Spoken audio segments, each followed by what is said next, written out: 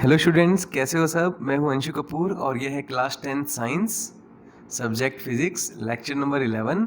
और आज का टॉपिक है न्यूमेरिकल ऑन रेजिस्टिविटी और स्पेसिफिक रेजिस्टेंस। अगर आप अपनी स्टडी को और बेटर और सिस्टमेटिक करना चाहते हो तो आप हमारी एप्लीकेशन से जुड़ सकते हो। हमारी एप्लीकेशन के थ्रू आपको daily regular lectures, PDF notes, e books, test series और हमारी फैकल्टी से आपको लाइव इंटरेक्शन आप कर सकते हैं। अगर आप इस ऐप के थ्रू जुड़ना चाहते हैं तो नीचे दिए लिंक पर आप रजिस्टर कर सकते हैं। तो चलिए हम अपने लेक्चर को आगे बढ़ाते हैं। क्वेश्चन नंबर 1 देखिए। We have a copper wire of resistance R. This wire is pulled so that its length is double, temperature remain constant. Find the new resistance of the wire in terms of its original resistance. तो सबसे पहले जो भी हमें numerical दिया होता है तो हमें पता होना चाहिए कि हमें इस न्यूमेरिकल में गिवन क्या है और न्यूमेरिकल क्या हमें कहना चाहता है। तो देखिए, एक कॉपर वायर है जिसका रेजिस्टेंस आर है। हम उस कॉपर वायर को पुल करके उसको डबल करते हैं, उसकी लेंथ को। तो अब जो नया कॉपर वायर जो बना उसका रेजिस्टेंस कितना है ये पूछा है। तो इनिशियल लेंथ हम लेते हैं, गिवन क्या है हमें, इनिशियल लेंथ एल, और वायर का जो क्रॉस सेक्शन एरिया इनिशियल है वो हम ए लेते हैं। अगर हमने उसको पुल करके डबल कर लिया तो उसकी नई लेंथ क्या हो जाएगी, L dash equal to 2l। ये देखिए, नई लेंथ क्या हो गई, L dash equal to 2l। और नया क्रॉस सेक्शन एरिया कितना हो गया वायर का, ए डैश।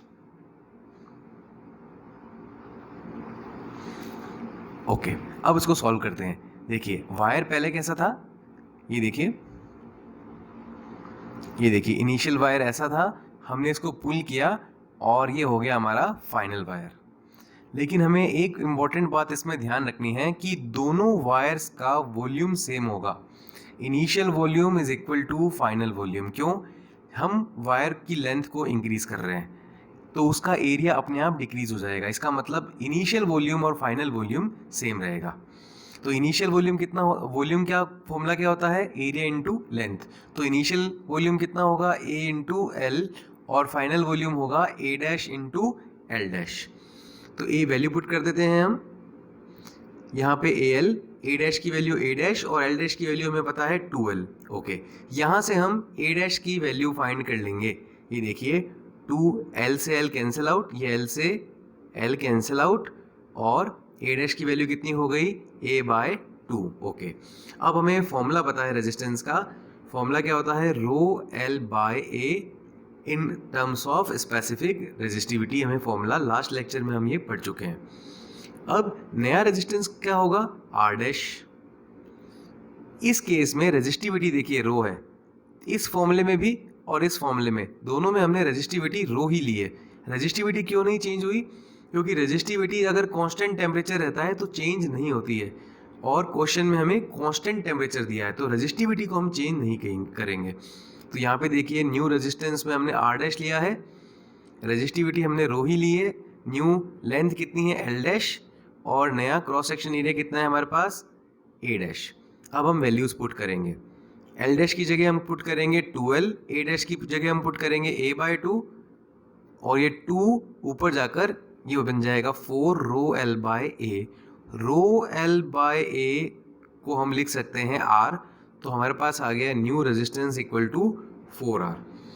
तो इसका मतलब अगर हम किसी वायर को पुल करके उसकी लेंथ को डबल कर देते हैं तो उसका रेजिस्टेंस 4 टाइम इंक्रीज हो जाता है। ओके, नेक्स्ट क्वेश्चन देखते हैं। नेक्स्ट क्वेश्चन है, an aluminium wire has diameter 0.5 mm and resistivity 2.8 multiply 10⁻⁻⁶ ohm centimeter. How much length of this wire is required to make a 10 ohm coil? Okay, तो सबसे पहले इस क्वेश्चन में भी हमें गिवन क्या है वो देखते हैं।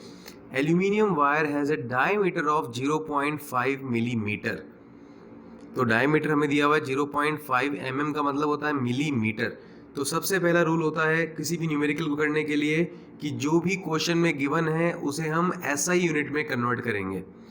तो यहाँ पे मिलीमीटर है तो मिली मतलब कितना, 10⁻⁻3। ये बात आप हमेशा याद रखना, मिली मतलब कितना होता है, 10⁻⁻3। ये बात आपको हमेशा याद रखनी है, ठीक है।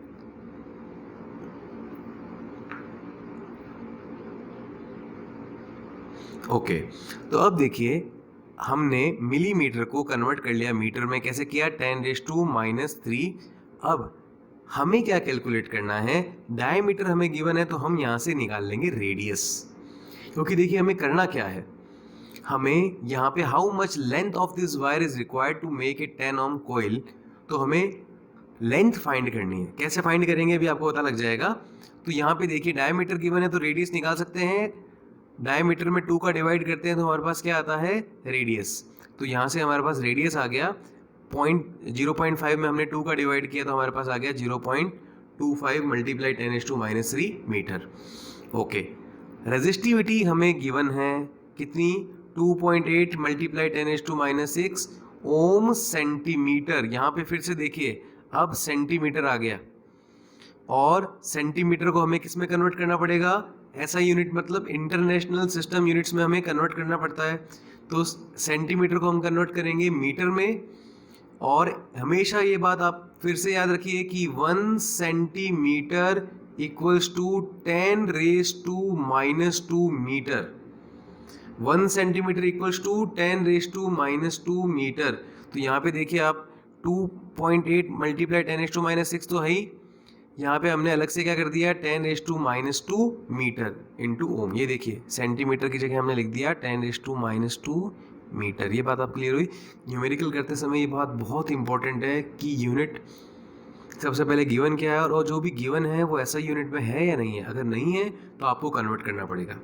ओके, कैलकुलेट क्या करना है इस क्वेश्चन में? हमें एल गिवन क्या है, हमें आर गिवन है कितना? 10 ओम। ओके, अब इसको हम सॉल्व करते हैं। ओके, तो रेजिस्टेंस का फॉर्मूला क्या होता है? रेजिस्टेंस का फॉर्मूला होता है ρL/A। ये देखिए ρL/A रेजिस्टेंस का फॉर्मूला। वैल्यूज पुट करते हैं। रो की जगह 2.8 मल्टीप्लाई 10⁻⁸, एल की जगह एल पुट कर देंगे, और एरिया ऑफ क्रॉस सेक्शन क्या होता है? कोई भी वायर ऐसे राउंड होता है, ऐसे होता है ना वायर, ऐसे एरिया ऑफ क्रॉस सेक्शन क्या होगा? πr²। यहाँ पर ये पाई की वैल्यू पुट कर देंगे 3.14। आर हमें गिवन था, पीछे हमने निकाला था 0.25 10⁻³ स्क्वायर है, तो 0.25 10⁻⁻3। ये चीज़ आपको समझ में आई? सबकी वैल्यूज पुट कर दी हमने फॉर्मूले में, और एल हमें फाइंड करना है। तो अब क्या करेंगे? हम एल को सेपरेट कर लेंगे। ओके, इसके बाद हम यहाँ पर लिखते हैं हमने एल को सेपरेट कर लिया। तो देखिए यहाँ पे ये जो टर्म थी नीचे वाली 0.25 मल्टीप्लाई 0.25 कितना हो जाएगा? ये बन जाएगा 0.0, ये देखो आप दिख रहा है कि आपको 0.0625। हमने नीचे वाली दोनों टर्म्स को मल्टीप्लाई किए और इधर हमने इनको इसका क्रॉस मल्टीप्लाई किया है। ठीक है,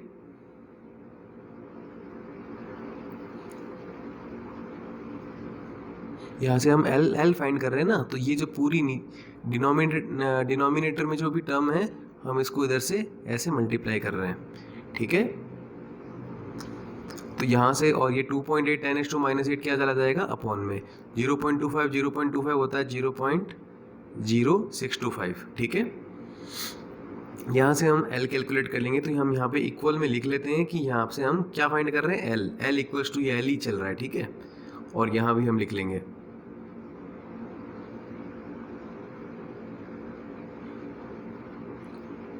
यहाँ हम लिख लेते हैं कि हम क्या फाइंड कर रहे हैं? एल फाइंड करना है, एल की वैल्यू।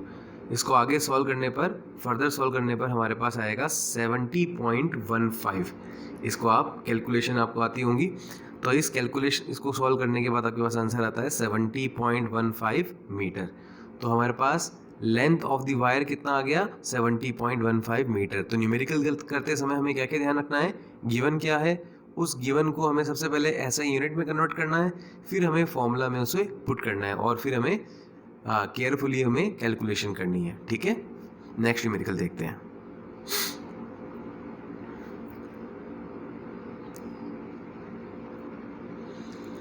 न्यूमेरिकल नंबर 3 में देखिए, a piece of wire of resistance 20 ohm is drawn out so that its length is increased to twice। इस बार फिर से हम एक वायर लेते हैं जिसका रेजिस्टेंस 20 ohm है, और उसकी लेंथ को हम इंक्रीज करते हैं डबल। उसकी ओरिजिनल लेंथ से हम उसको 2 टाइम, ये देखिए यहाँ पे देखिए it's length is increase to twice. तो एक वायर लिया, उसकी लेंथ हमने डबल कर दी। Calculate the resistance of the wire in the new situation. तो ये कह रहा है 20 ओम का रेजिस्टेंस था। अब देखो इसको हम डायरेक्ट कर सकते हैं। अगर आपने सबसे न्यूमेरिकल नंबर 1 अगर ढंग से आपने देखा है तो इस क्वेश्चन को हम डायरेक्ट कर सकते हैं। कैसे? न्यूमेरिकल नंबर 1 में जो रेजिस्टेंस था इनिशियल, उसको हमने क्या किया था, 2 टाइम्स इंक्रीज किया था। तो उसका जो रेजिस्टेंस था, नया रेजिस्टेंस, वो कितना हो गया था, 4 टाइम्स। तो अभी यहाँ पे हमें वैल्यू गिवन है, कितनी है वैल्यू, 20 ओम। ये देखिए 20 ओम वैल्यू है। कितना टाइम इंक्रीज कर रहे हैं, 2 टाइम्स। तो रेजिस्टेंस कितना इंक्रीज हो जाएगा, 4 टाइम्स। तो 20 into 4 equals to 80 ohm. Direct answer आ जाएगा। अगर हम किसी रेजिस्टेंस को या किसी वायर को दुगना बढ़ाते हैं तो रेजिस्टेंस 4 गुना बढ़ता है। 2 टाइम्स इंक्रीज करते हैं तो रेजिस्टेंस 4 टाइम्स इंक्रीज होता है। तो यहाँ पे क्वेश्चन में कितना कह रहा है, 2, तो ये कितना होगा, 4 टाइम्स। ये बात आपको क्लियर होगी? ओके। तो यहाँ पे देखिए, अब इसको मेथड से देखते हैं। तो सबसे पहले गिवन क्या है हमें,